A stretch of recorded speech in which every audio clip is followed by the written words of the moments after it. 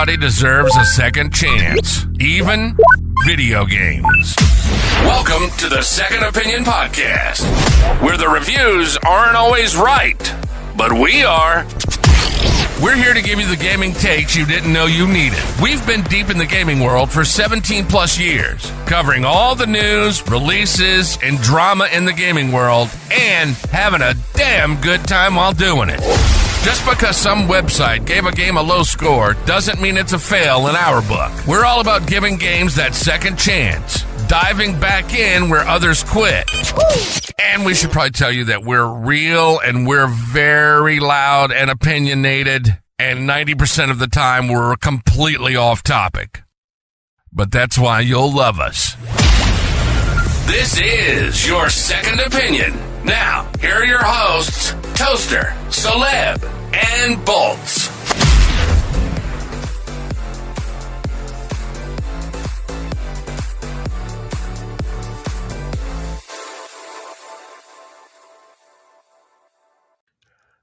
Hey, what's up, guys? It is Celeb back again for another episode of the Second Opinion Podcast.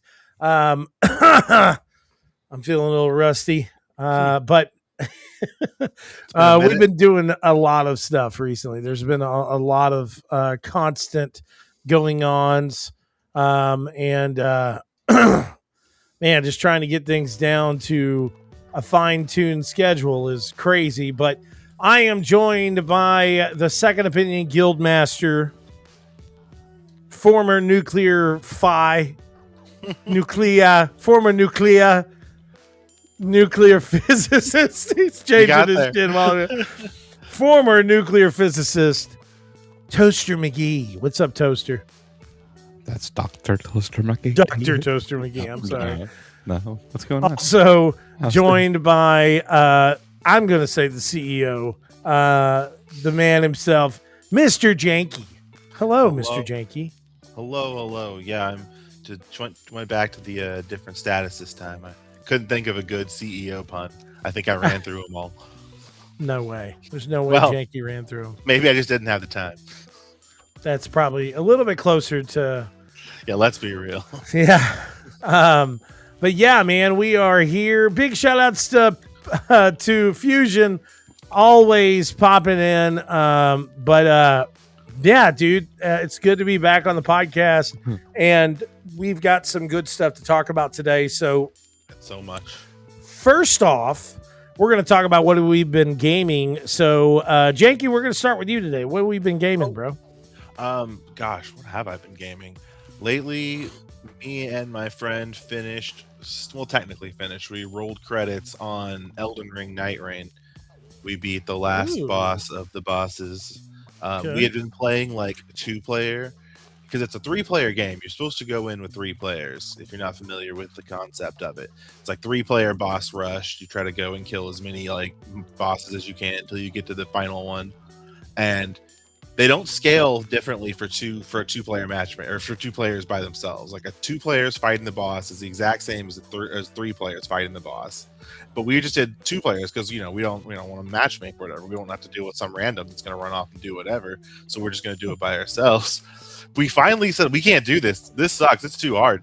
We can't beat this guy. So we gave in and we started matchmaking, and we found turns out that people that are still playing Elden Ring Night Reign this long after release with nothing as far as like updates or any idea that there's like a roadmap for future content for this game. The only people that are still playing are like John Night Reign himself, just the most hardcore of hardcore players. We were getting carried through some of these last few bosses over the weekend. Like, it was hilarious.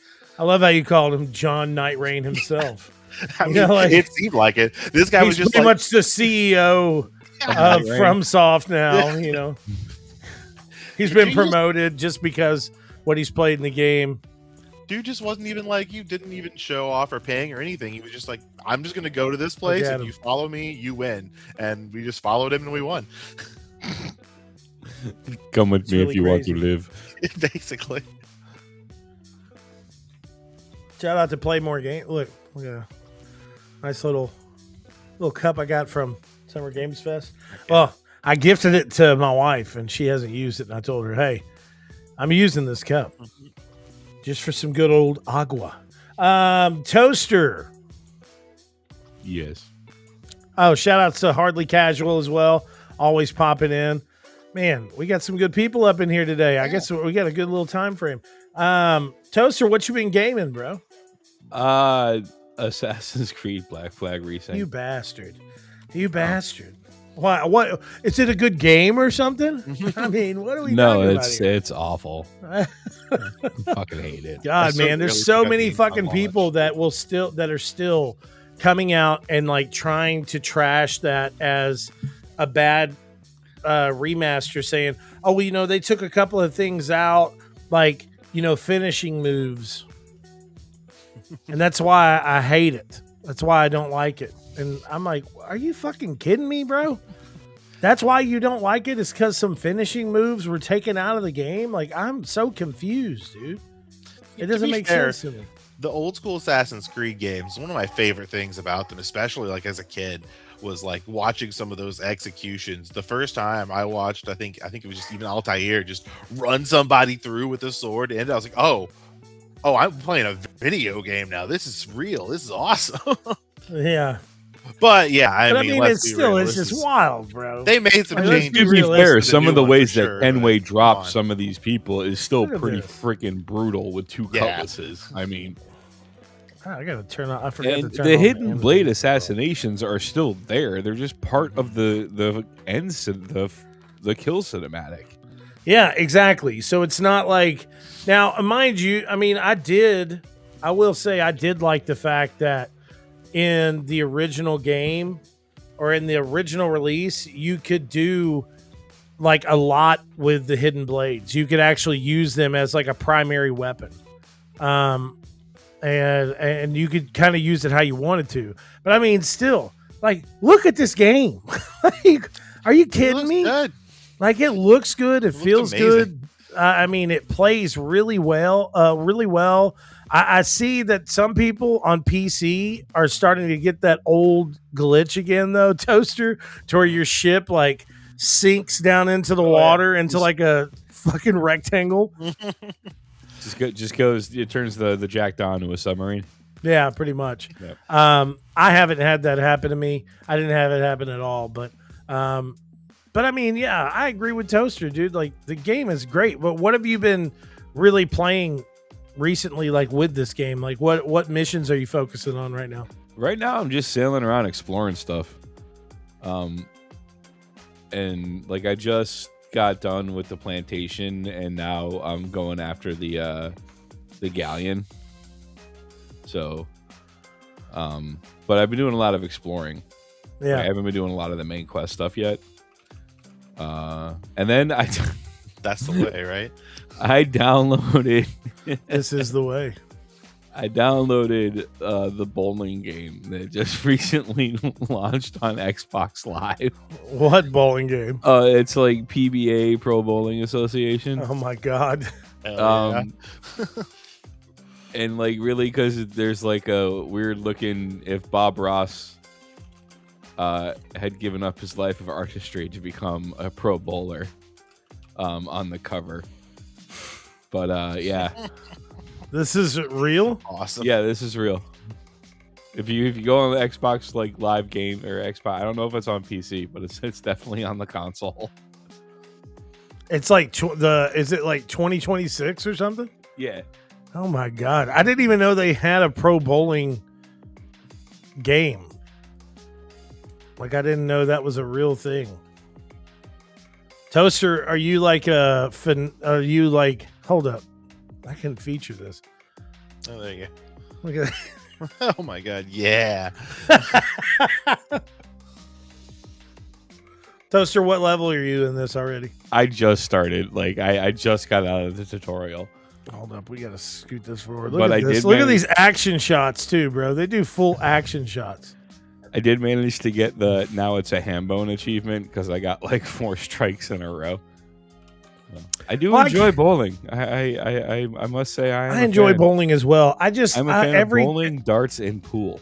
Every time I end up like going bowling, like I'll go like as hard in the paint as I can, and it's like been like 12 months since I bowled last. So the next morning I wake up, I feel like my arm's about to fall off. Yeah. So I usually kind of hold off from doing that. Janky, what did you say you played earlier?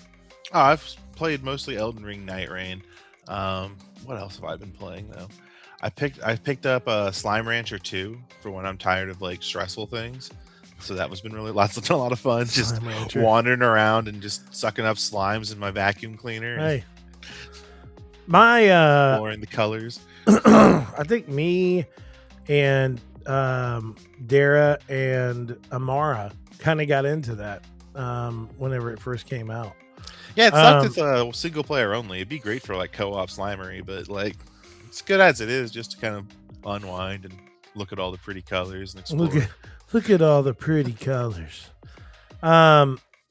Before I talk about what I've been gaming, I hadn't really had a chance to kind of show this yet, but I was finally able to get my Alien Isolation 2 hands-on impressions up. Yeah, and I shared some gameplay and stuff like that from it. I'm supposed to be getting a reactionary video up soon that actually has like my webcam footage and like pure reactions from the event while there. But as you guys can see, this is a game that I can't wait to play. I mean, it is more, instead of it being kind of centralized to like spaceship kind of gameplay as the last one was, there's moments to where you're like, this is a very pretty much the very beginning of the game, and you're playing as a new protagonist.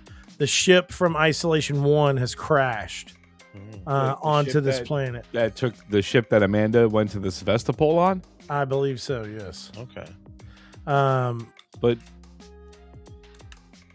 I forgot. Did she? I think it is, bro. You know, because this is supposed to be the same exact xenomorph. I do want to mention, since we were talking about games we were playing, and I just slipped my mind, I did just start playing the first Alien Isolation. Did you really? Just like about a weekend ago, yeah. Awesome, bro. Only got started first time to like really play through it? I've never played it, bro. yeah. Man. You're gonna poop yourself. Yeah. Yeah. I was going through with my friend, and my friend is much more scared of things than I am. So it's been very fun whenever it's like their turn on the controller, and like I'll kind of look away for a second, then I just hear like a scream. I'm like, "What? Oh gosh! Oh gosh!" Yeah, there's a lot of moments. Be like robots all up in his face, and it's like, "Oh, yeah." Hold on. Yeah, there's a lot of really crazy moments in that, but I feel like that's where they're trying to keep that kind of alien feel to it, like as they did in the cinematic universe, to where, you know, like a ship after this big long voyage, a ship crashes, or they pull something from a ship in the previous movie or something. But there's only so many moments in this gameplay that you'll actually see the xenomorph. But the gameplay is very visceral because it's like really up in your face, very realistic graphics. And like I said, you guys need to get ready. It's going to be good. Also, I have been playing. Oh, man. What have I been playing? I started playing back through Oblivion. I've got just like a random gameplay moment or random like 2 to 3 hour gameplay session that I recorded this weekend. Everybody in that game looks like they like stuck their face into a vat of Botox. Yeah, of course they do. Like, but listen, I'm just saying, surprised to see you every one of them are super surprised. Like, oh my God, welcome to my shop. I was in here 30 seconds ago. No, it's like, oh my God. I literally just bought a sword from what the Hold up, wait. No, it's ever been to the Cloud District? it's oh my God, welcome to my shop. And then whenever you try to persuade them and you say the wrong thing, they're like, get out of here, you sycophant. You're like, what the fuck? The faces they make on the Speechcraft game whenever you like hover over to see like which one's bad, they're just like, I hate that one. But I've been playing back through a lot of Doom the Dark Ages as well, the DLC for Doom the Dark Ages. I've had my second or third run through on it, and such a great game, dude. Really, really great game. big announcement as well. We did officially switch over to a new scoring scale system for our reviews. Something that I originally was going to do whenever we were like before I published Dark Ages Revelations and Assassin's Creed Black Flag, because I feel like sometimes on our like 5-star scaling system, I don't really have enough room to breathe whenever it comes down to like sharing an opinion, because it's like, if you do a 3, people don't know if it's good or if it's bad, or you know what I'm saying? And I could do a 3, and in my mind, I'm thinking it's like a 70 or a 7 out of 10 or something like that, but other people could be like a 3 out of 5. Oh, that's trash. That's a bad game. Yeah. Yeah. So I feel like moving to a 0 to 10 scale is a lot easier of a way to kind of showcase how I feel about, what I've played or whatever. And I think, we're kind of going to move to that across the board over at Cinelinx, I think. So it's like, if we're going to be doing a number scaling system, then we need to do one that can be easily represented in a number basis instead of just 5 stars or whatever. So I don't know for sure on that, but I'm sure y'all will agree with me on that. There's a lot of algebraic games. equations. Algebra. I'm gonna rate this x plus y equals minus f to the second power of 3. And if you want to know what that means, watch the review. I think I can pull out the quadratic equation. Hold on. Right. A minus c under a square root.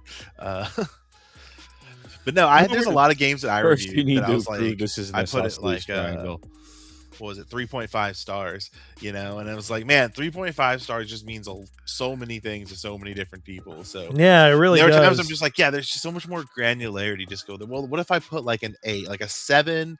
A 7.5 means a lot more than a 3.5. Yes, because I mean, you could still you could give a game a good rating by giving it an 8 out of 10, but giving it an 8 out of 10 compared to a 3.5 out of the 5 or something gives we'll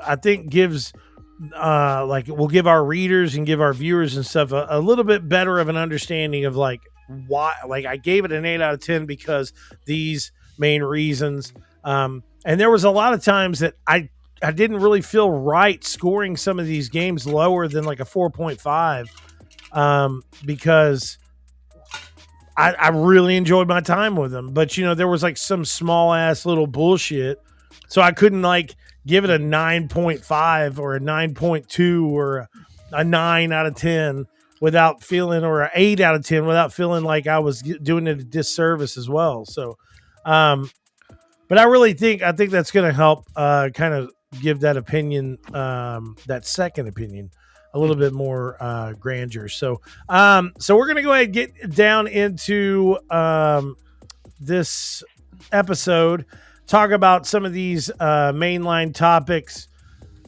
And first off, man, like just getting it there and kind of talking about the big the big announcement that the aftershocks of what kept happening, or what happened last week or the week before. Yeah. So really crazy. But a note from Bethesda Game Studios has been officially shared. And this note is a plethora of information. I'm not going to read written under duress. Microsoft CEO is listening. Yeah, they're like, letter right get now. the note. Tell everybody everything's fine. Yeah. Twice if you're in trouble. Yeah. You see Todd Howard over there, and like he's walking past you, and he's like has his hand behind his back. He's like, help me, please, God. So blink twice if you need help, Todd. Yeah. So some good news here. So Starfield continues with over 17 million players logging almost 1 billion hours to date. Starfield remains an important part of our future. As we enter year 3, we'll continue to expand the settled systems with new stories, targeted gameplay improvements, and additional updates while preparing for the launch of new Starborn content next year. With more than 40% of players already customize their experience through creations, and will continue investing in creators and give players a player's new way to play Starfield their own way. So before we move on, what do you guys think about that? Toaster, what do you think about the Starfield aspect of things? Okay. Stop trying to No Man's Sky that game, because it's not going to happen. Like, it's just not the same. Like, it's not the same kind of ground. The ground isn't as fertile for, like, you know, building something new and better. You already what you already have is kind of what you can have. They'd have to go back and rewrite like all the faction quests. They'd have to put so much more into it than what is already there. Yeah, I mean, they'd have to do more to like make the planets seem not boring. You know, like, I mean, the space travel was cool. The whole Starborn concept's pretty neat, you know, but I want to fight aliens, man. And I told y'all this too. Like, my initial review, I think, I probably gave it a little bit too high of a review. It's like they made Star Trek. I was like, if Star Trek was just boring. Yeah, like I think I was really excited for what I did play, because I put in hours and hours of that game. I got it like 2 weeks early. I really played a lot of the stories and side quests. To be honest, like, I don't think I expanded and I went to some of these different planets and stuff, but there were so many options to go to. I was mainly going to the ones that were like close knitted to where the story quests were. So I would get what I wanted out of those areas. But then, like, months and months later, I go back and play it, and I start doing just random kind of drops in on some of these planets. I'm like, there's nothing here, bro. Like, right, that's this the problem entire with the whole planet thing. is It's just barren and like, like you go on a planet and there's like a factory that has like 12 pirates on it, and then you go out and you're like walking through the planet trying to find more stuff, and it's just, there's nothing. There wasn't like, I mean, I think it was a little too overzealous in that sense. Like, it would be one thing if everything was like generated in a way to where it was like random loot that you could find in random, you know, buildings, or even if it was like the same building, but the color was changed and it was like more expanded. And when you go to these, you pick up like specific contracts or, you know, something exclusive for like going and spending the time of exploring that planet. No, they needed to do more to flesh out the side adventures and stuff. It just, you know, like, the main story was neat, but you have this vast galaxy that you're letting people explore, and there's nothing to do. There's nothing story wise. There's no, you know, and I mean, they should have just taken a page out of Skyrim's book. Like, everything you do in Skyrim feels like it was its own kind of cool thing. Like, all of the cave explorations and things like that. But you need to put something in those caves to be like an antagonist, to give us a reason to explore other than, oh, I got a bunch of minerals. Cool. Yeah.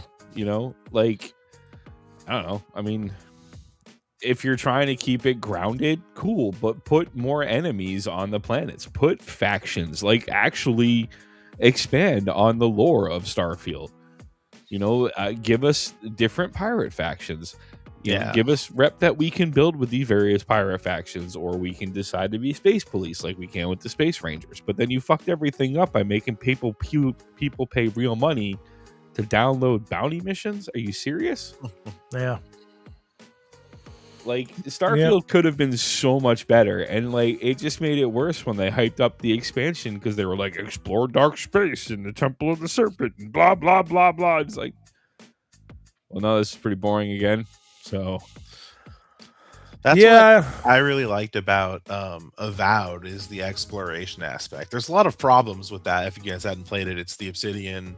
It's like their latest kind of their. I call it's almost like a Fallout, like an Elder Scrolls, like I'd call it. It's very feels in the same like first person I'm exploration.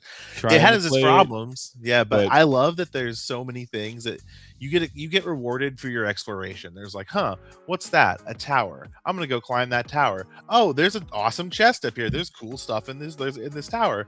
Oh, what's that? It's like a little cave over there. I'm gonna go like, oh look, there's something down here too. It's just like, oh, I love to just go around and wander, and then I get little treats, and it doesn't really feel like it feels like it was like very video gamey. It's not immersive in like a reality way at all. It's like, here's my little treat for doing the thing that I wanted to do. Hooray! And I love that in video games, honestly. it feels a lot like what Kingdoms of Amalur felt like. Mm-hmm. You know, like, and I love that one too, honestly. I've been trying to play Avowed. I just need Garrus to shut the fuck up.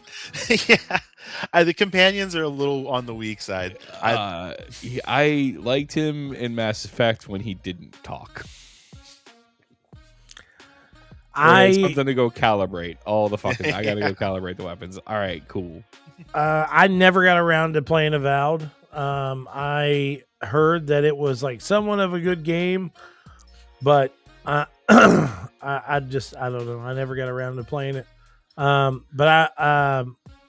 It's good. My issue is I was very flippant with my answers to the entity that you encounter in that game. So my story, I don't know up from down in the moral compass of my story right now. It's just simply because of how flippant I have been with.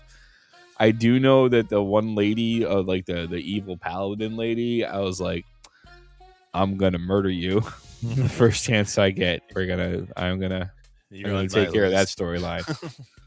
Like I was chomping at the bit by the time you got to fight one of those paladins. I was like, oh, I can't wait. I think it's a game that probably really would have benefited from like a solid sequel where they could have like built it out. But well, that's probably not going to happen now, considering Obsidian is working on Fallout. Yeah, but Obsidian's also stepped forward and said like, hey, don't assume. True. Hard to not be excited for Obsidian Fallout, though. That's for sure. I think the irony of Obsidian Fallout is fucking hilarious. It's something. Well, speaking of that, that's actually what we're going to talk about next. Because it didn't hit the Metacritic score, and now Microsoft's like, hey, guess what? We're going to remake Vegas. Where's this at? That's actually one of the things that was in this note. We have full confirmation that Fallout is about to really come back in a big way. They're going to continue with Fallout 76 content, which Fallout 76 now is one of the largest multiplayer games that Bethesda's ever made. And I'll tell you this, dude. But listen, no, listen. Just listen. Jesus. I'm just saying, bro. You made a wedding cake. Nobody cares. No, listen, bro. You need to look at the player count on this game, man. I mean, it's fucking wild. Fact like that they keep trying to make me eat this wedding cake, and all I want is I don't think that's what they're trying to do. I mean, because I think there are specific Fallout fans that play Fallout 76. And though it's, it is very expansive, it has a lot of really big story and stuff like that. They've done a lot of new things to really improve it, especially with the new Raven Rock prequel story to Fallout 3 coming to Fallout 76 later this year or the beginning of next year. They've done a lot to really make it into a big experience for multiplayer fans. They've done, I think, me particularly, and I know Elder Scrolls Online still has a massive amount of fan base, but I think they've done even more with this game than they did with ESO. But like I said, that's a big thanks. Honestly, I hate saying it, but that's a big thanks to Xbox, because when Xbox brought it over to Game Pass, PlayStation was like, oh, well, we're going to do the same thing and put it on PlayStation Plus. And a lot of people ended up jumping in and buying that online pass to really like support it. But I'm not going to share my opinions on that because I don't, I tried to get into ESO multiple times, and I couldn't. Yeah, ESO's like I said, it's got a very centralized fan base. That like I'm glad. Okay, I'm very, very glad that they have the expansion that they do, but it's just not for me, bro. Also, they have announced that they are officially working on remasters for both Fallout 3 and Fallout New Vegas, which is great. I mean, especially after all the fucking years of speculation, bro. Like, what are you talking about? Everybody, it's like the worst kept secret in gaming. Like, just as bad as the remaster of Black Flag. Oh my God, man! I mean, you had to do was look at the success that freaking Oblivion did, and I guarantee you, they're probably top secretly working on a fucking remaster of Morrowind. Yeah, that wouldn't surprise me. But if they do that, man, you better have a hard drive. Right? And then everything old is new again, right? They have I just want to find Lincoln's repeater and use that in Ultra 4K high def in the Fallout 3 remake. Ridiculous. Because that is hands down the best rifle in Fallout 3. It is. So I will say. Also, they did congratulate Amazon Studios on 10 Emmy nominations for Fallout Season 2, and production of Season 3 is already underway. And then they did announce that it says, and while we won't host a traditional Fallout Day broadcast this year, we are already planning something special for Fallout's 30th anniversary in 2027 when Fallout Day will be celebrated live in Washington, D.C. Okay. Cool. Yeah. My God. But big thing, of course, is the fact that Obsidian Entertainment has been officially announced to be working on a new Fallout project.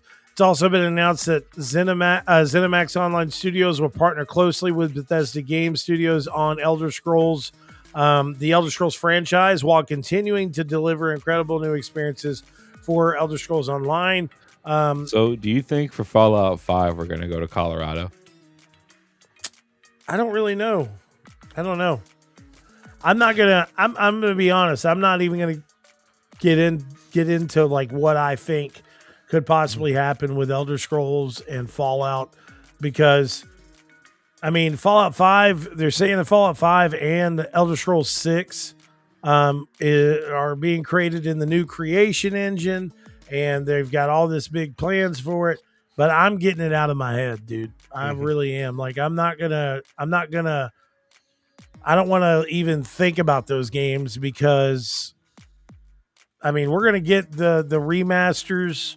I think we get those remasters within the next year, as like a bundle or something like that, or like a sporadic kind of like one launches at the beginning of the year, one launches at the end. But I'm getting Elder Scrolls and Fallout 5 out of my head, bro. Because like I really don't think we're going to see those until like 2028, 2029, or even 2030. And that's a realistic, I think that's a realistic kind of mindset to have with these games. I'm totally down to play remasters though of Fallout 3 and Fallout New Vegas. So I never got all the way to the end of New Vegas. Fucking Bolts. You should. Bolts commented on here and said ESO trash. Bring back Elder Scrolls Legends. Big shout outs to Bolts, by the way. That bastard moved to Hawaii. the big island in Hawaii, and it's so weird to not have him here in town. But I am here I am taking his place on the bottom third. No. Listen, everyone has their place at the Council of Second Opinion. But I think that this is. Some of us are bougie now and live in fucking Hawaii. Yeah. We can't all live like kings, huh? Man, yeah. But I mean, I think it's cool. Like it says here, across Bethesda Game Studios, we're building a future for Fallout, Elder Scrolls, and Starfield.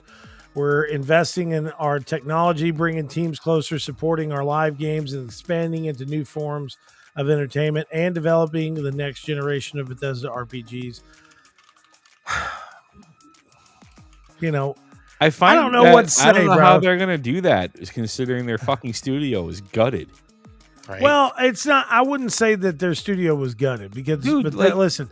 There's one dude. This is coming from somebody that literally yelled and screamed at the top of his fucking lungs. Okay, in this last bit, but afterwards, Hugo Martin himself came out in a live stream with Joshua, which is one of the main global community managers at id Software and Bethesda. They talked about all the going-ons.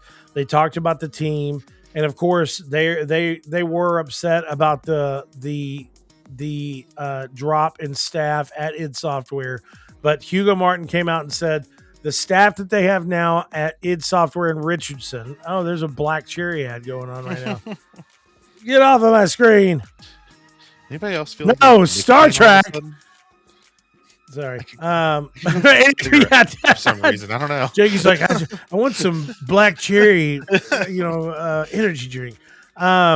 So he had stated that the staff at id Software is roughly about the same size staff they had when they did Doom 2016. He also stated that they will have support from Machine Games, who has a ton of people in Machine Games that works on the id Tech engine. Also from id Software in Frankfurt. So that's the only thing that I guess I mean, of course, it's like super sad to see that these people lost their jobs, bro. Like, it's very irritating to me because the studio was such a success on a constant basis. Same thing with the Bethesda games, even though some of the titles have come out over the last few years and they've been kind of okay. Most of the times they make their sales margins. So I don't see like cutting jobs why that would help. Asha Sharma did say that there was a lot of things at Xbox that were going through like multiple tiers of bosses instead of it being like straight line. They said, and instead of it being like a 3-tier boss level, it was like 14 levels of here.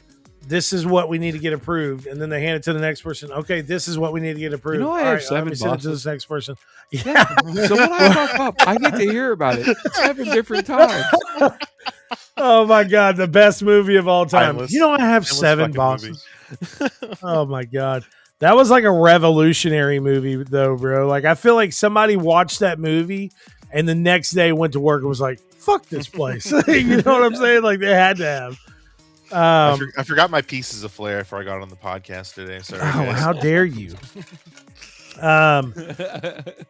But here, man, watch the cornhole, buddy. Oh my god, I gotta look that up. This is now just an Office Space podcast. Why should everybody talks name? about that scene where they're all in the field and they're beating the shit out of that printer. Mm-hmm. And if you watch closely, Peter and Naina Najjar use weapons and or are kicking it. Yeah. Michael Bolton goes after that thing straight bare-fisted. Like this. He did. And I feel that. Like, whenever I have deal with printer issues, I also just want to start punching them. Here, hold up real quick. Let me see if I can. It's a problem of motivation, all right? Now, if I work my ass off and Initech ships a few extra units, I don't see another dime. So where's the motivation? And here's something else, Bob. I have 8 different bosses right now. I beg your pardon? 8 bosses. 8, Bob. So that means that when I make a mistake, I have 8 different people coming by to tell me about it. That's my only real motivation, is not to be hassled. That and the fear of losing my job. But you know, Bob, that'll only make someone work just hard enough not to get fired. Bro, that game, I'm telling you, that movie right there is a religious, like a religious experience. You're like, oh my God, bro. That's so on point. Mike Judge knew what he was doing when he wrote that one. Man, he did. But yeah, this announcement from Bethesda, I mean, I think it's big. I think it's good. It's more or less confirming what we already knew. But, you know, I'm not going to get overly excited for the future of Elder Scrolls Fallout or Starfield right now. I'm going to take it, like it's the only piece of food that I have for the next 10 years. So if I want to really enjoy it, I've got to just nibble it here and there. There are other games that I just want to sit down with the lead developer and just look at them and go, well, such as the Knights of the Old Republic remake. I need whomever at Saber Interactive to stop with it's still be worked on and show me proof of life, please. I just want one Karth voice line. That's all I need. Let me know he's there. Let me know he's alive. No, fuck that lone wolf space ranger fucking whiny ass. He is the reason that fucking Caden in Mass Effect dies in every playthrough that I play. Did you know I do this on purpose sometimes? Did you see? Looks like something's bothering him. Maybe you should go talk. What do you want now, you whiny little paladin bitch? Did you hear? Maybe we should think anyway. We're talking about Star Wars games not coming out. Over the last few years, we've had a lot of Star Wars games that have been like randomly canceled. Level 13. 1313, man, was a big one. But now Studio Quantic Dreams is coming out and insists that its Star Wars Eclipse team has all the necessary resources to complete its mission despite striking staff claiming risk of cancellation. But from what the staff is saying is the game, one of the staff members came out and said the game can literally not be finished if we lose any more staff. If we have more people that are fired in the next year, there's no possible way the game is going to be finished. And I'm going to state this. Stop fucking with Star Wars games, bro. Like, don't fucking announce a mega trailer for a Star Wars game that everyone is excited for outside of the ones that we've already seen. And then 2 years, 3 years after it's announced, you just lose sight of this. I mean, I've got to say, I agree with Toaster, the Knights of the Old Republic. Like, I was very excited to play it because the game was going to have like new gameplay styles, new gameplay mechanics. They said that like you could either play it in the MMO style or you could play it more kind of like action based, kind of like you could in like, Final Fantasy VII Remake. Oh my god! Don't stop. Listen. I'm just talking about my excitement. Wielding lightsabers, a la Devil May Cry combat style. Fuck yes, please. Just hurry up and give me the game. That's what I'm saying, bro. Like, and then Eclipse seemed pretty promising. So I really am going to be irritated if that game doesn't come out. But see, I get it with that game, and just like I get it with Mass Effect 5, like you have to like. Those are the only game. Like I feel like Coder definitely. If you fuck that up, torches and pitchforks are coming for you. Like that's just like the amount of fan hate that's gonna come boiling in is, and I feel that for the dev team, and it sucks. It sucks that the internet's like that, and it shouldn't be. And the same thing with Mass Effect. Jesus, you show us a trailer of Liara picking up what is obviously Shepard's freaking comms chunk. Like, okay. Yeah.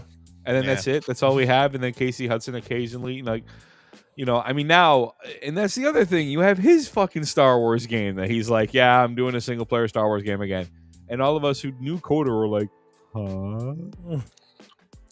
Are you now? Well, there's a lot of things. I mean, like, you got Zero Company that a lot of people are excited about, which is like a turn-based single player Star Wars game. And it looks really interesting. But then you also have Galactic Racers coming out soon, which I think is a really fun game. But like these are I feel like Zero Company is going to add some good story and lore and all that other stuff to the Star Wars thing. Galactic Racers is more kind of like fun, like, take your mind off of all the craziness of that. You know what I'm saying? Yeah. I loved Episode 1 Racer. That was one of my favorite games. Man, I'm going to tell you. It felt so good. I knew all those like pod racers by heart. I felt like such a nerd. I was I like, know oh that I man, have Odie this. Mandrell's gonna win this one, and I was like, who the hell's Odie Mandrell? I was like, you Odie don't know Odie Mandrell. Mandrell? You don't know Gasgano? Right. You don't know Team Topagales? Like, what are we doing here? Dud Bolt. Someone's got to know Dud Bolt, right? The Galactic Racer gameplay was really wild. Where's that pod racing section at? I have it on here. Where right here. The pod racing gameplay was so fun, bro. And I feel like playing a game like this, you know, it will get me engulfed enough in like Star Wars that I'll be like really excited. Sorry about the black spots. Like there were like splits that I swear to God I took out, but I didn't. But playing a game like this is fun. You know, it's fun playing a pod racing game. It's fun playing a Star Wars racing game, especially like this one, because it feels more like, instead of it just being like another pod racing game, it feels closer to, you're like, I know these people. Odie Mandrell, there he is. It feels closer to kind of like a Burnout style Star Wars racing game, because I mean you could fly up, do these little special moves, knock these other racers into the wall, and you get this kind of cool cinematic camera that like breaks off and shows their vehicle exploding. So it's really fun. But you know, when you look at the grand scope of things and you show, I mean, like, dude, the fandom around KOTOR is, I don't think I even realized how big that is. Oh yeah.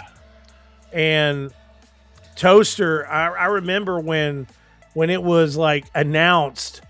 I mean, there's other ones too. What, like Fate of the Old Republic? What the fuck happened with that? That's the new one that Casey Hudson's working on. Okay, so there's Fate of the Old Republic, and then there's Knights of the Old Republic. There's Knights of the Old Republic, Knights of the Republic 2, the Sith Lords, and then there's Knights of the Republic, Fallen Republic, or whatever, or Fate of the Old Republic, which is the spiritual successor to the first two games. Crazy. Yeah, but we can't even get a fucking release date. No, dude, but I mean, I remember this scene.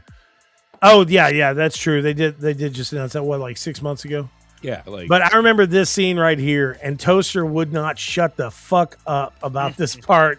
Like when it was shown, oh my God, he was like, ah!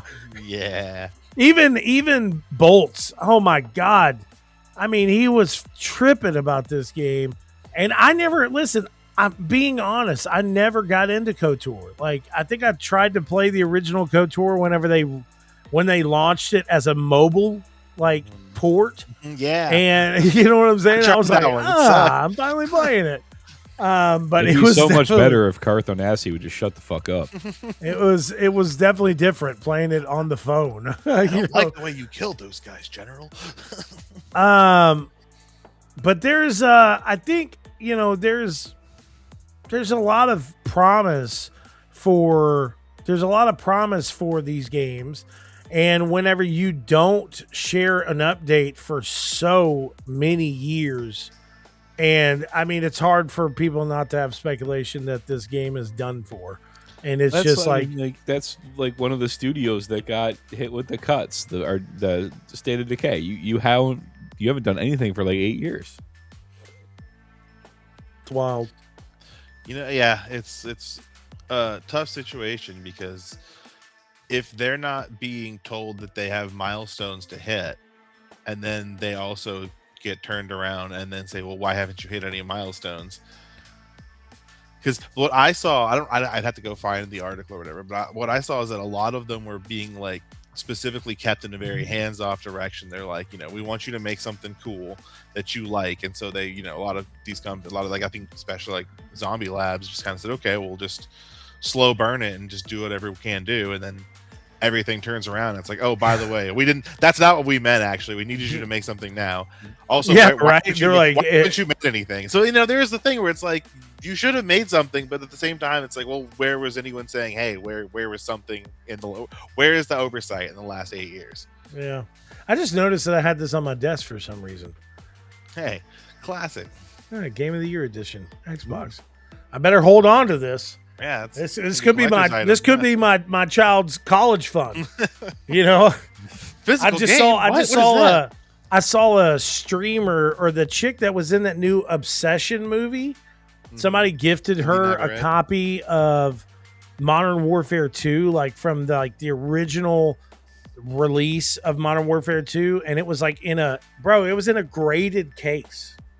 And cool. She was like, "Oh my God, this is Modern Warfare 2 2009." And it was like, yeah. One of the copies recently was in such pristine condition, it sold for $1,000. And I'm like, Jesus Christ. That's what's made me really revert my ideology on like, I play my games visually or visually.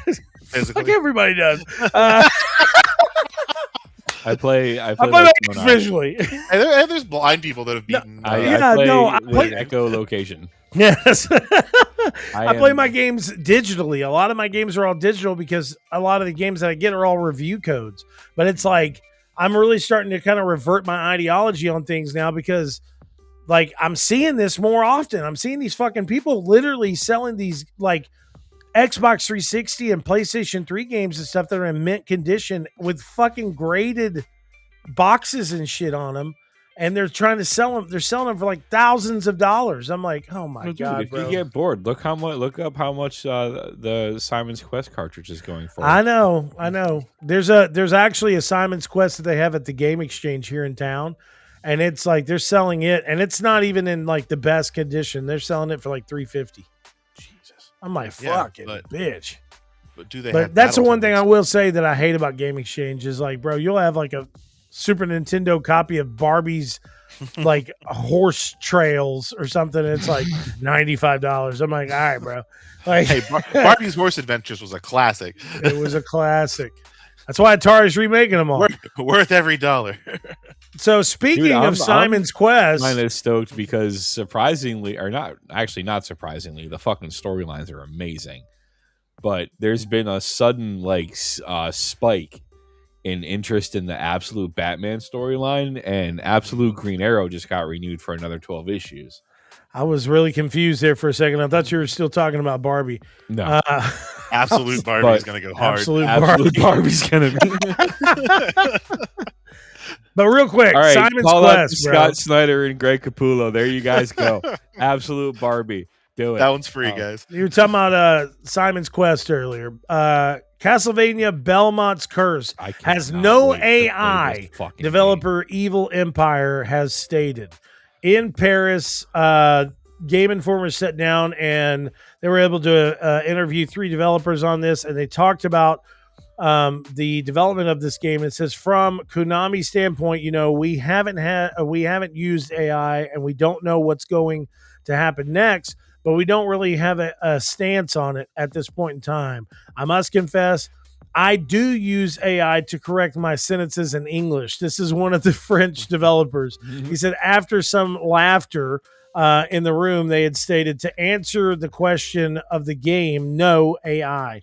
It is very important to respect the direction for the team and for our fans and for the industry. For the moment, what is important is we have a real creation to our soul in this, to have our soul in this game. So I don't have any problem with AI, but in our job in this game, we have no AI in the development of this title. So that game needs to drop a demo like now. I knew you were going to be really excited about this because you're like, I keep on forgetting how much of a Castlevania nut you are. Oh, dude, I love those. I love that series. Did you love Lords of Shadow? Yeah, exactly. Lords of Shadow is one of the funniest games I've ever played. Like, I could not stop laughing whenever the horse just shows up out of nowhere and he's just like, "Get on my back, we have to go." And I was like, what is happening? This horse is talking to me? We're gonna go fight a colossus now? What? I don't care. Let's go. I'm having a good time. I mean, I liked the combat. I mean, because for me, my first experience with a 3D Castlevania style game was Castlevania 3D on the fucking N64, and that game sucked. It did. Like, For what it was, Lords of Shadow was cool, but it was like yeah, not no, it really was a and it was an Castlevania. interesting take on the whole Castlevania lore. Like Yeah. making it Dracula was actually a Belmont. I was like, oh, okay, interesting twist. Why not? Yeah. You know, but now I like how they're bringing the storyline to kind of like mirror almost like how they do with Assassin's Creed. Like it's an alternate history, but they're using like, you know, medieval Paris or Renaissance Paris, you know, and Yeah.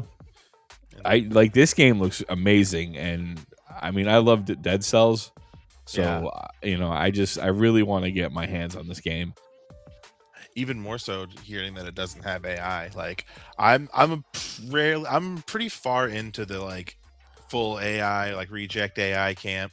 I've got some nuanced opinions on it that we could go into, but like I do think in this stance of games, like that is going to be a really strong like badge of honor that you can like put onto your game moving forward, because I think a lot of people are going to be like dipping and dabbling into using like these AI features, and I, you know, for better or for worse, for whatever it is, right? But I do think that there's going to be a lot of ways that people are going to endear themselves to like customers just by saying, hey, we're not doing any of that. Like everything we have 100% hand coded, hand drawn, handwritten, hand everything.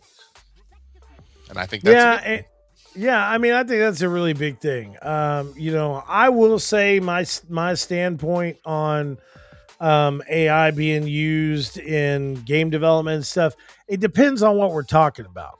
You know what I'm saying? It depends on like if they're using it as like a necessary tool to like, you know, make the game represented in like 4K and just to like visually kind of. I mean, there's a difference between make it pop like, a little bit. You're talking frame generation, and that's you know, like that's a hardware AI type thing. You're not like as a hardware tool versus like generative AI, and there's like completely different things. And like generative AI stuff, like using like, you know, like the placeholders, like a lot of the games, like was it the Claire Obscura devs and some other people had like AI placeholders in the game that was meant to be like replaced with real art, but you know, and people are like, well, why did you have like AI placeholders in the first place? What like benefit was it to have AI of this versus like anything else?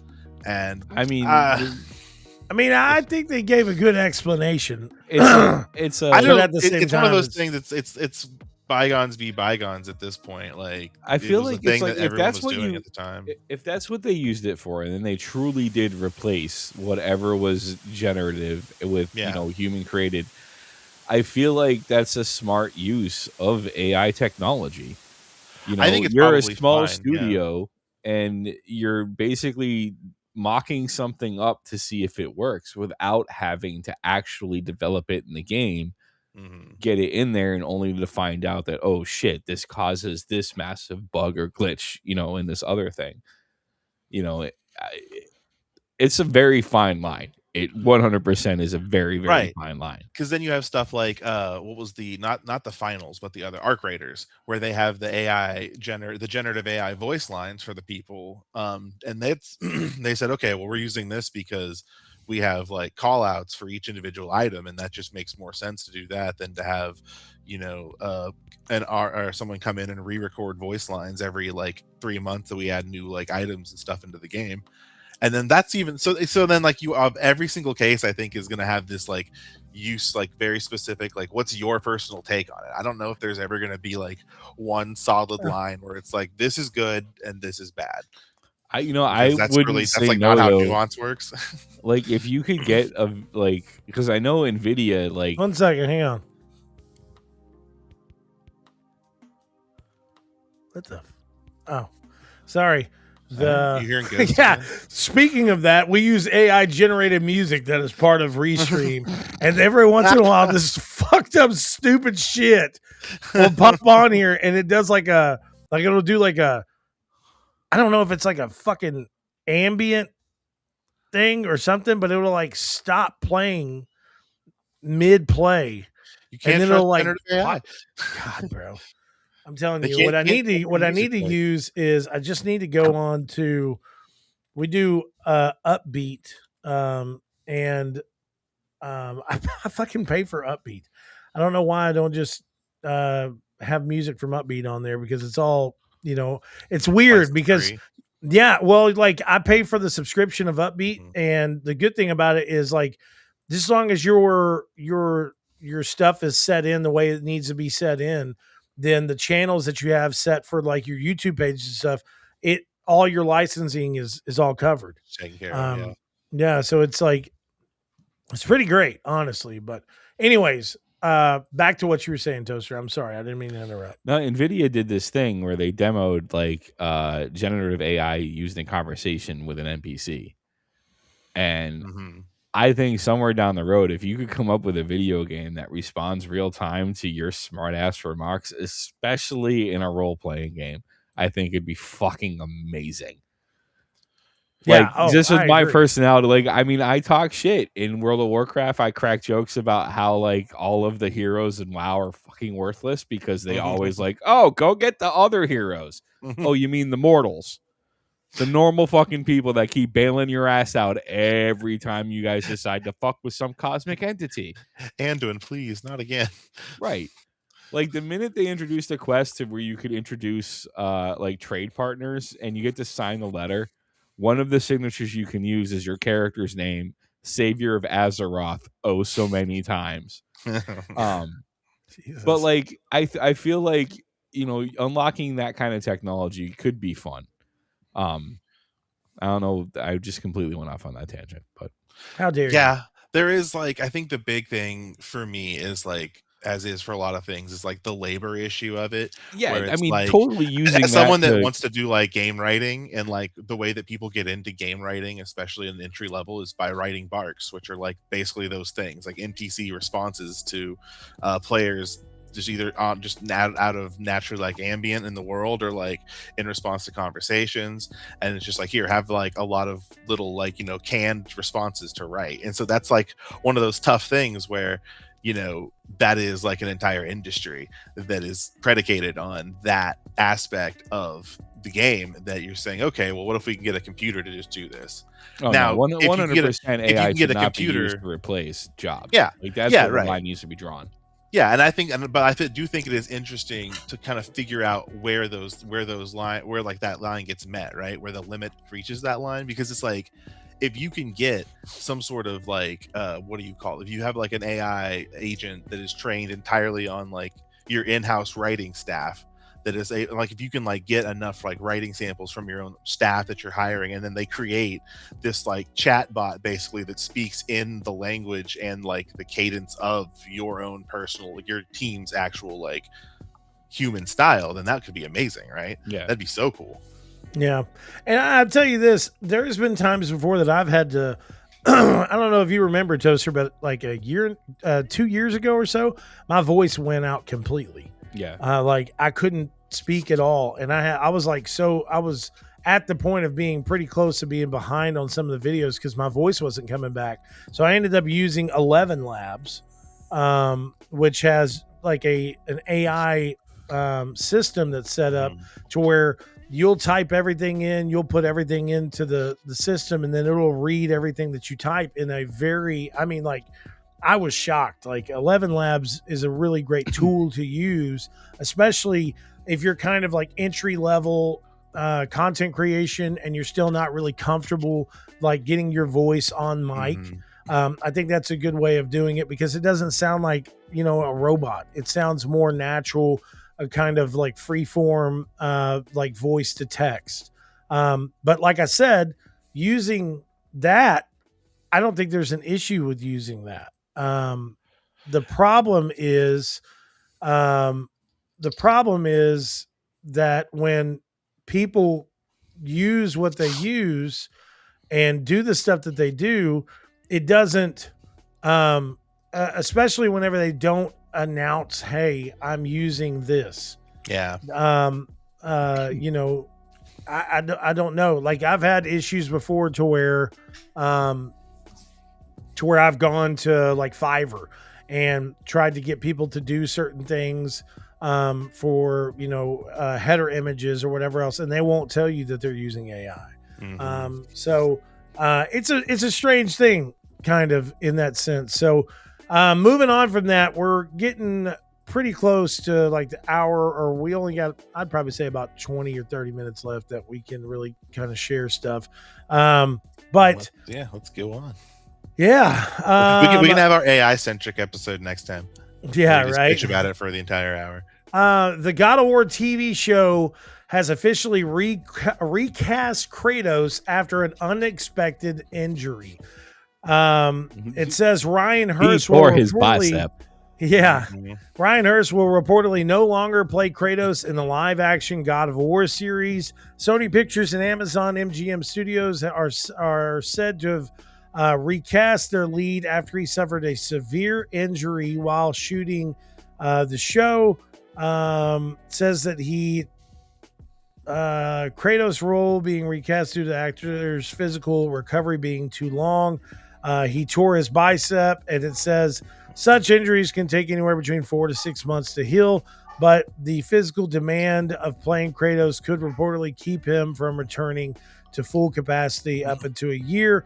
So they have decided to recast him. So is there anybody that you guys think would be Christopher Judge? Yeah, Christopher Judge. Christopher Judge. Thank you. Yes. Or Danny Christopher DeVito. Judge, bro. Yeah. That I was mean, that was I the think the whole first thing- fucking thought, bro. I was like, Christopher Judge. Like, I don't understand why they're not using Christopher Judge in general. Yeah, I mean, Go ahead, that's a whole other thing. Where that's a whole other huge conversation. I just think this is all messed up because of just kind of the way that like Hollywood treats like the people that it works like that are work for it. Like this guy, you know, they made this guy who knows how much weight he had to put on just to become Kratos, right? Like that's the kind of thing that's expected of actors like this. They're like, here, you know, buff up, gain 50 pounds of muscle, you know. Oh, we need you to be a fat guy in this one, you know, gain like 50 pounds of weight or whatever, you know, do all this stuff, you know, go through these rapid Just changes. like And then when Russell you get Crowe injured, is like suddenly jacked again. He's like 70. yeah. And then like whenever you get injured on the set, you know, doing things that they asked you to do, then they're like, okay, well now we're also going to fire you. You don't have this job anymore because you got hurt doing the thing that we wanted you to do because we made you get into this crazy ass shape for the thing that we needed you to do in the first place. And it's just like, where's the justice in that? You know, I think it sucks. Like it does. I but hate to they be gotta- that guy they get though. their but, movie, I guess, or their show, but like I hate to be that guy because it sucks that he got hurt, but people weren't happy with his casting as Kratos anyway. Like, and that sounds horrible, but this could be a blessing in disguise for Amazon. I'm not gonna Prime. lie. I Maybe, like but Brian Because I honestly, I was like, I'm not it sold didn't on look this guy to as me Kratos. like the right guy for the job either. But I mean, that's kind of like secondary to the point to me. It's like we don't even know, right? He could have been amazing, and now we'll never know. he could have been. Yeah, I agree. Well, maybe not. Probably not. Even to be fair, but we can't. Maybe know now. not. Probably not. He maybe Who you know he knows? could have really sucked. I just thought that Ryan Hurst did a really great job as Thor. Like I thought he would have been a better fit as Thor. He played Thor 100%. in the God Yeah, of War yeah. titles. Yeah. So just make threw me off. Make the live action Really good show as Thor. use the people that did the voice acting for it. Yeah. That's what I'm I saying. see no problem with that. Christopher Judge is a great actor. Like, I mean, I What? love him as Teal'c. oh my God, Yeah. yes. Neil, do I'm not shoot sharing my head. this just to have ambience, you know, of us. But I personally, I'm a huge fan of this new relaunch God of War. I know there were some fans out there that weren't like the biggest fans of it because they They're really fools. liked the originals. They're But I fools. played the original so much, I was ready for something new. Dude, like the originals just don't hold up anymore. In so Now, many ways, like now, from a in- gameplay in a perspective, lot from of a ways, narrative yeah. perspective. Like, I mean, it but was I mini will games. say, cool and edgy when they came out, and you know I had fun fucking swinging chains around and killing things. oh yeah, But like the whole like over steroided testosterone story, just like I'm just going to tell you, I am super still down for that because you know they're remaking the originals and they have the original voice actor coming in. I know that there is rumors that they're going to change some gameplay elements. Like they're going to To give take out Aphrodite's boobies. probably. I need to know if the sex mini games are gonna be You're right. Like the it's sex so mini games funny. was crazy, You bro. have to keep them in. They're so bad and so stupid, but like Yeah. just, come on, just keep the stupid sex mini games in. Put a But little it like is- Disney thing at the front, being like, Right. we've decided to keep these. We've established these in their original intent. Please understand that the times we're not the times of the time we're not the cultures of the time are not the same. I As they are mean, now. Hold up. Please Let me forgive turn us. this up real quick. Listen to Ryan Hurst as Thor right here. It's fantastic. Yeah. Nice place. Just this scene.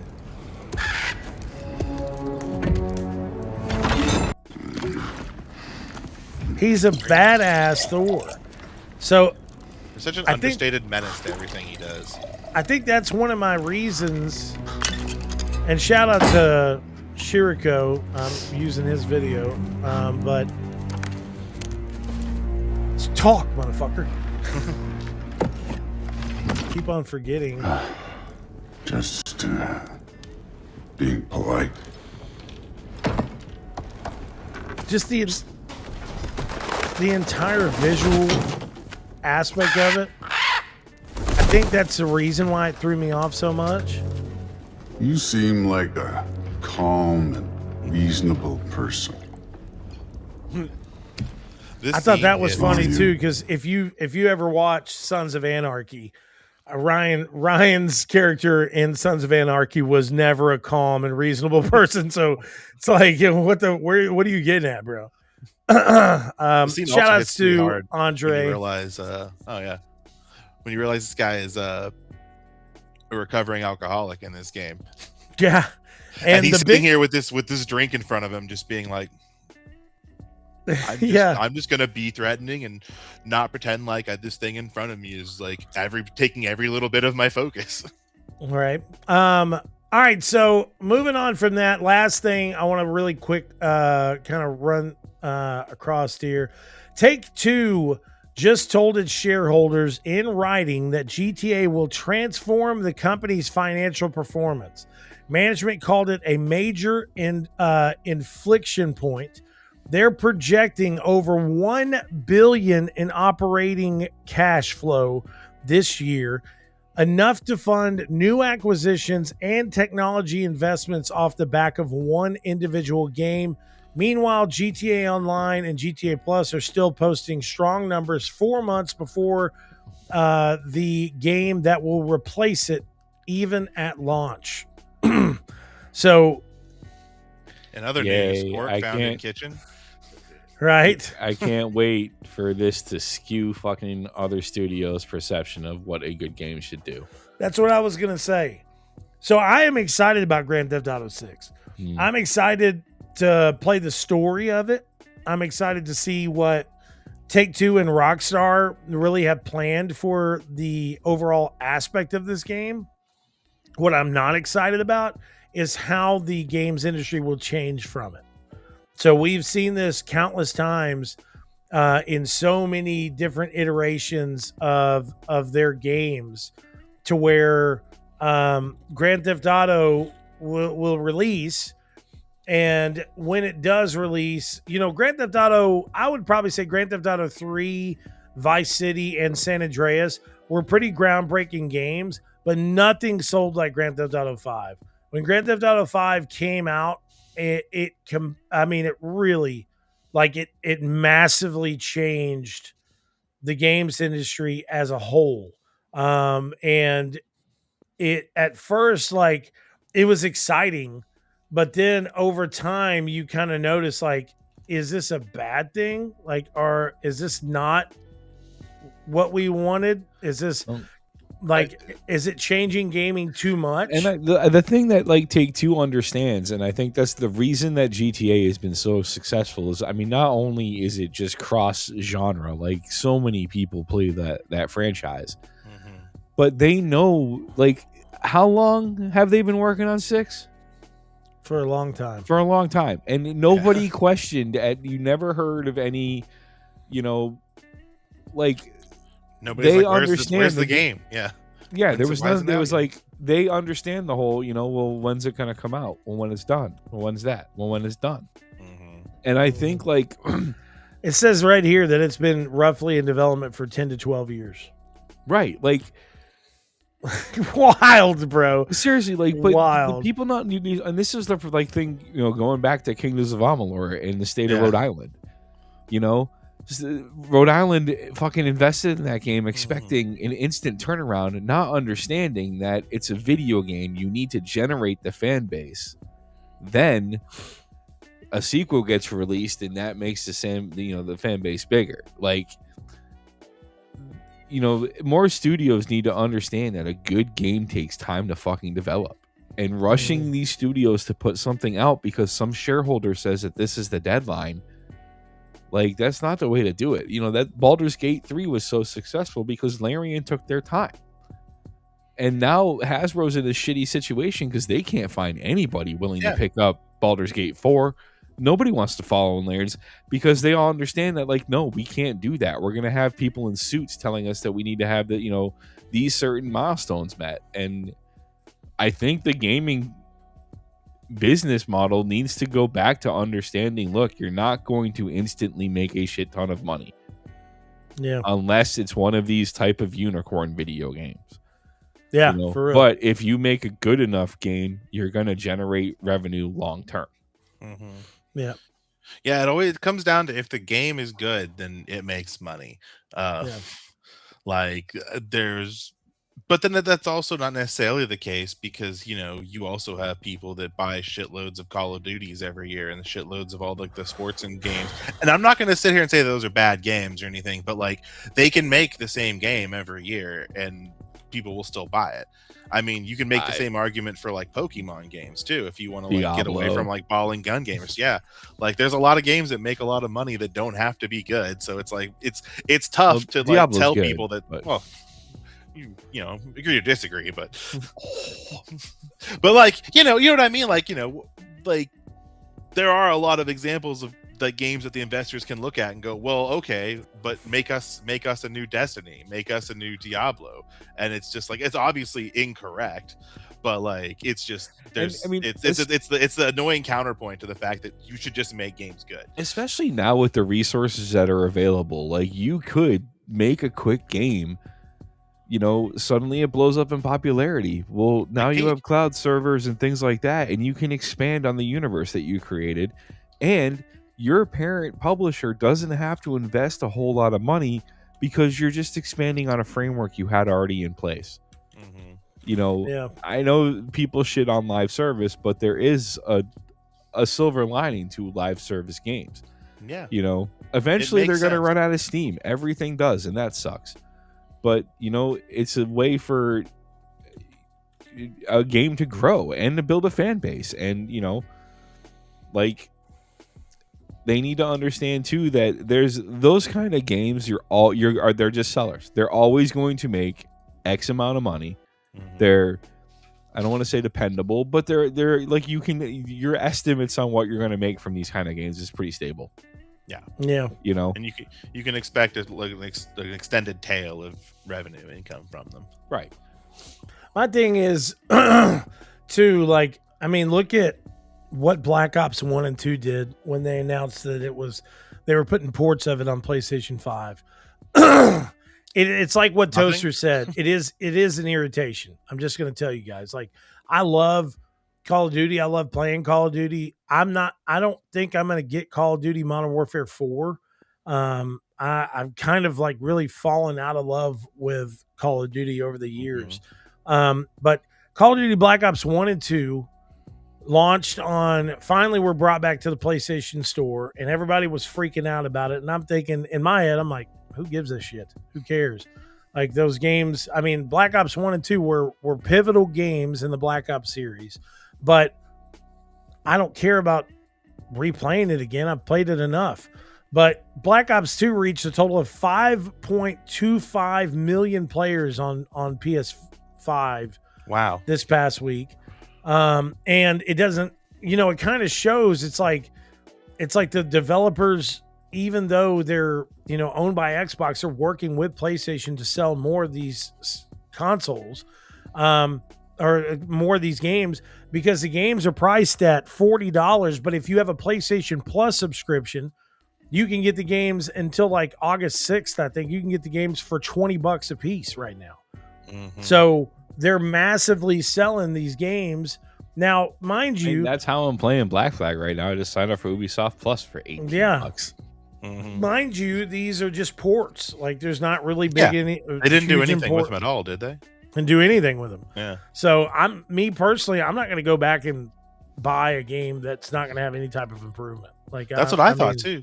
One of my friends was straight up though, like, "Oh man," and like, I'd never heard him talk about Call of Duty at all, and he was like, "Oh yeah, no, they got Black Ops 1 and 2. I've been playing zombies again. I forgot how much I love this shit." I'm like, "Well, zombies is good," so I kind of get that, but that was my thought too. I was like, I don't like 20 No even way, 20 bro. bucks just to play like old school zombies again.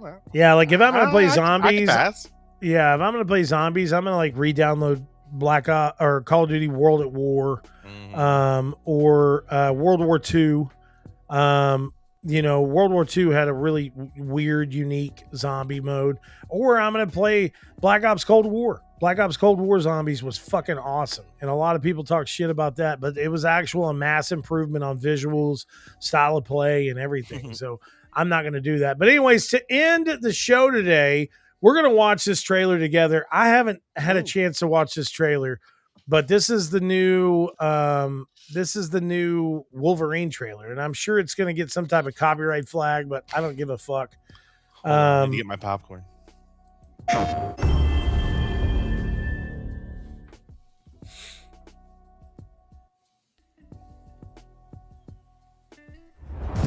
I've lived long enough.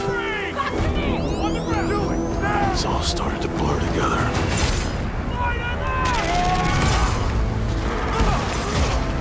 Every fight, every death.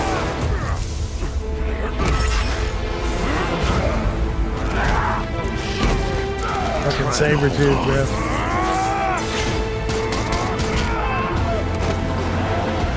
I can feel it slipping away.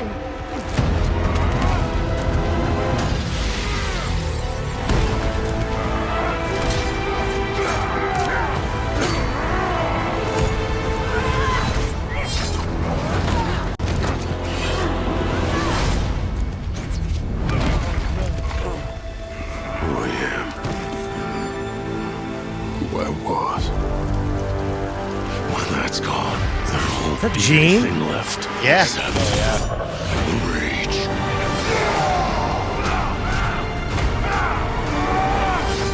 Bro, like when I saw Gene's face and him on there, I'm not gonna lie, I got goosebumps. I was like, "Oh shit!" Wow. I got whatever the opposite of that is a longtime hardcore Scott Summers Cyclops fan. You're like, But "Where's people are so mad about that, and I don't give a crap. Why Like, are I've they seen a lot- fucking mad? Well, it's- Scotty doesn't know. There's a lot. Like I could go on. Scott, I don't know if there's we have always- time I mean, to really go into like why. Like There's always Scott- been that. There's always been that dynamic of like they're Yeah, both in if love with you Gene. Only if you've only watched like the movies and watched the cartoon, then yeah. But like it's like if you're like a hardcore like comic fan, like the whole Gene thing was like such a minor part of like Wolverine's like life, and really was only in like I don't even remember how because he wasn't in the first. He wasn't around until Giant Size, and the second team showed up. So Yeah. that was like the early 80s, I think. But that's all in the weeds. But the point of it is that like it's one of those relationships that it's really got a lot of outsized recognition for how like little of a point it matters in the character's overall story. If like you're a big time comic book head. And so people think that's dumb, but like, the way I look at it is it's a video game, it's a whole new Who story, gives it's a an fuck? That's what- adaptation.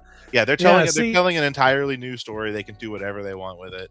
My uncle is a real big, like old school X-Men, like Avengers fan, really big comic book reader back in the day.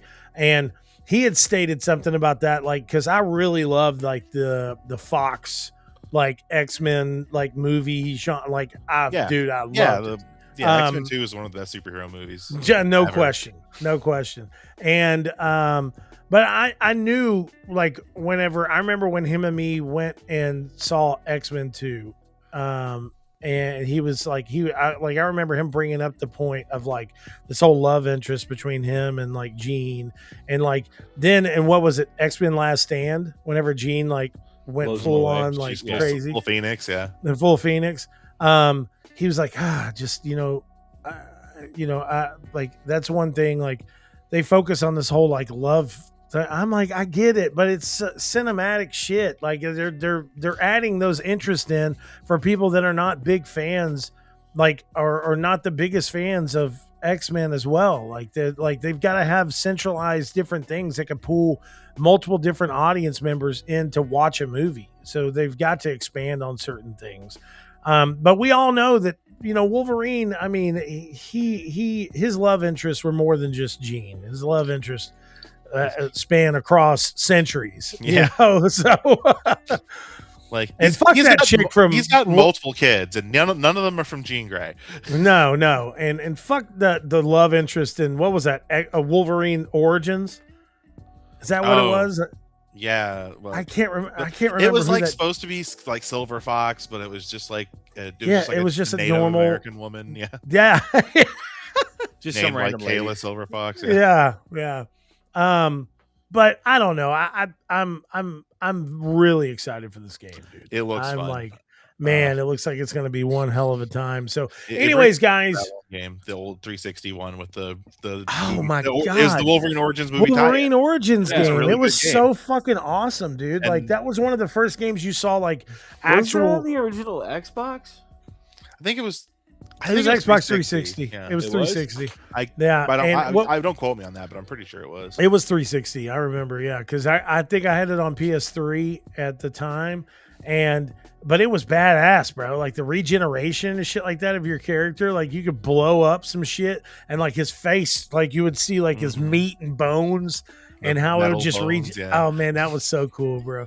Anyways, episode 398 is in a close now. Thank you guys so much for tuning in to this episode. We'll be back hopefully next Sunday to do another episode. I should be officially off of this stupid overnight schedule stuff. Awesome. 360 and PS3, and it was good on PSP too. I didn't even Nice, know it was on nice. PSP. Yeah, they had some other Shout outs to outside ones. Andre for sure for coming in and checking. We got to get you on the show, Andre. Like you got to stop coming in as just Just the like, chat. we got to yeah. have you in as a guest. Yeah, guys, thank you guys so much for watching.